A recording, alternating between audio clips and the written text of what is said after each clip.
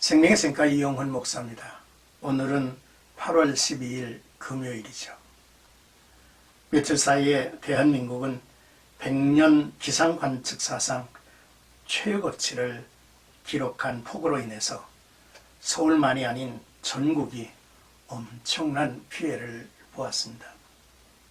인명피해도 많았다 합니다. 안타까운 사연들이 이제 속속 전해지고 있지요. 재산상의 피해도 컸습니다.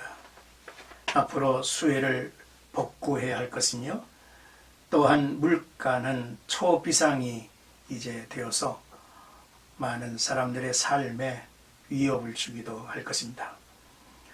온 국민이 하나가 되어서 이 재난의 때를 슬기롭게 극복해 가야만 할 것입니다. 코로나 확진자도 점점 이제 늘어서 수십만에 이르고 우리 이웃도 주변에도 확진자의 수가 많이 늘어나고 있음을 볼 수 있습니다. 서로가 서로를 챙기며 이 어려움을 이겨나가야만 할 것입니다. 하나님은 스스로 돕는 자를 도우실 것입니다. 우리 주변을 돌아보고 돌보면서 하나님의 크신 은혜가 우리 개개인에게 이 땅에 임하기를 간절히 소원합니다. 샘가에서는 잠언서를 묵상하죠. 오늘은 43번째 시간입니다. 14장 1절에서 9절까지 정직한 자와 패역한 자라고 하는 주제입니다. 잠언은 훈계와 금언으로 되어 있습니다. 금언은 경험과 관찰을 간략한 명제 형태로 쓴 것이죠. 10장에서 15장까지는 3인칭 직설법으로 기록하고 지혜를 주제로 계속 의로운 삶이란 무엇인가에 관해서 이야기하고 있습니다. 잠언의 저자는 뚜렷한 대조와 비유를 써서 여호와를 경외하는 삶을 구체적으로 제시하고 있습니다. 먼저 1절에서 3절까지는 자기 집을 세우는 지혜로운 여인이라는 내용이죠. 지혜로운 여인은 자기 집을 세우되 미련한 여인은 자기 손으로 그것을 허느니라. 정직하게 행하는 자는 여호와를 경외하여도 패역하게 행하는 자는 여호와를 경멸하느니라. 미련한 자는 교만하여 입으로 매를 자청하고 지혜로운 자의 입술은 자기를 보존하느니라 했습니다. 한 가정의 지능은 지혜로운 여인에게 달려있다는 말이죠. 여기에서 여인은 지혜를 의인화한 것이기도 하죠. 잠언의 저자는 여인의 비유를 써서 여호와를 경외하는 지혜로운 사람은 집을 반듯하게 세워갈 것이지만 여호와를 업신여기며 패역하게 행하는 미련한 사람은 세워진 집도 허무는 자가 될 것이라 했습니다. 여호와를 경외하는 사람은 정직하죠. 그는 늘 자신이 전지전능하신 하나님 앞에 있음을 인식하며 살기를 이제 원하고 그러기에 겉과 속이 같습니다. 그래서 지혜로운 자의 입술은 자기를 잘 갖고 가죠. 그러나 교만한 자의 입술은 징벌을 자청합니다. 사람은 자기의 입의 말로 복록을 누린다 하지 않았습니까? 절제와 품격이 있는 언어 생활은 나를 나답게 하고 나의 가치를 높일 것입니다. 그렇습니다. 지혜로운 자는 교만한 말이나 남을 해롭게 하는 말을 삼가죠. 혀는 곧 불이요 능히 길들일 사람이 없도다 라는 말씀을 기억하고 바른 언어 생활을 하려고 노력하죠. 그래서 자기의 말이 아니라 하나님의 말씀을 입에 담고 살기를 소원합니다. 여인의 미모는 사람의 눈을 끕니다. 그러나 여인의 지혜로운 말은 사람의 마음을 이끌어간다는 사실을 알아야 합니다. 이제 4절에서 6절까지는 수고와 진실을 소중히 여기는 명철한 자라는 내용입니다. 소가 없으면 구유는 깨끗하려니와 소의 힘으로 얻는 것이 많으니라.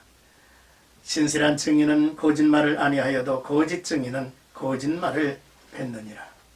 거만한 자는 지혜를 구하여도 얻지 못하거니와 명철한 자는 지식을 얻기가 쉬우니라 했습니다. 열매를 거두기 위해서는 노동, 근면, 성실이 따라야 합니다.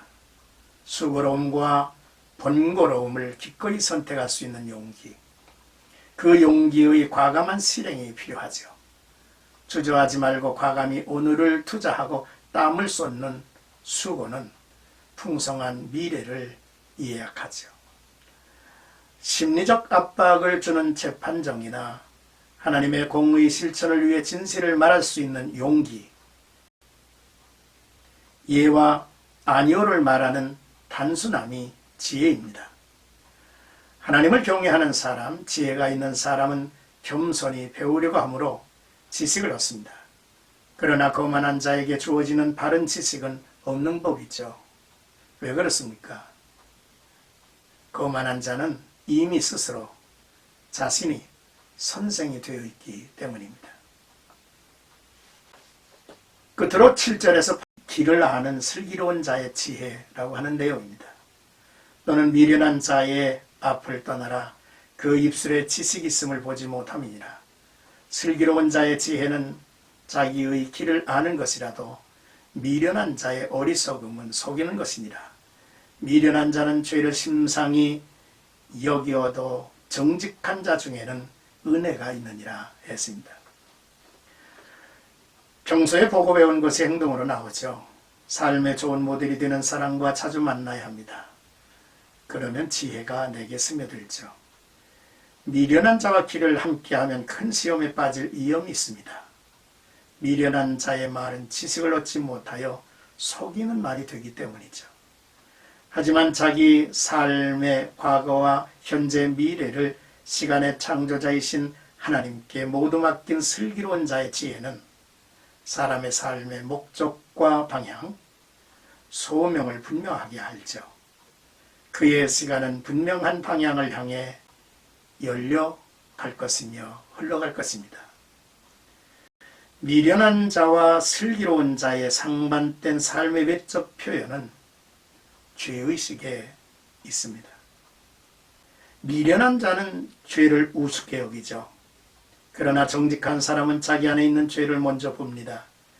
자신이 죄인인 것을 고백합니다. 하나님께 용서를 구합니다. 하나님의 은혜는 이 같은 사람에게 머물러 있다는 사실을 알아야죠. 우리는 누구와 길을 함께 가야 하겠습니까? 오늘의 말씀을 정리하면서 첫째, 집을 세우는 자가 있고 집을 허무는 자가 있다는 사실을 이제 헤아려 봅니다. 하나님의 말씀을 듣고 순종하는 자는 그 집을 반석 위에 세우는 지혜로운 자라 했죠. 둘째, 노동, 근면, 성실에 내일을 힘껏 투자해야 합니다. 셋째, 누구와 인생의 길을 가고 있는가? 떠나고 버릴 것은 단호하게 결단 실천하고 목적이 이끄는 삶을 살도록 해야 하겠죠. 긍정과 하나님의 뜻에 따르고 하나님의 은혜 아래 머무는 자가 되어야 할 것입니다. 오늘 나와 여러분들이 함께 이제 암송할 성구는 잠언서 14장 9절입니다. 미련한 자는 죄를 심상히 여겨도 정직한 자 중에는 은혜가 있느니라 했습니다. 사랑하는 생각가지고 여러분, 오늘도 나와 여러분들의 삶 속에 슬기로운 자의 모습을 가지고 한 걸음 한 걸음 열심을 다해서 충성스럽게 살아 하나님의 집을 세우는 자가 되기를 주의 이름으로 축복합니다.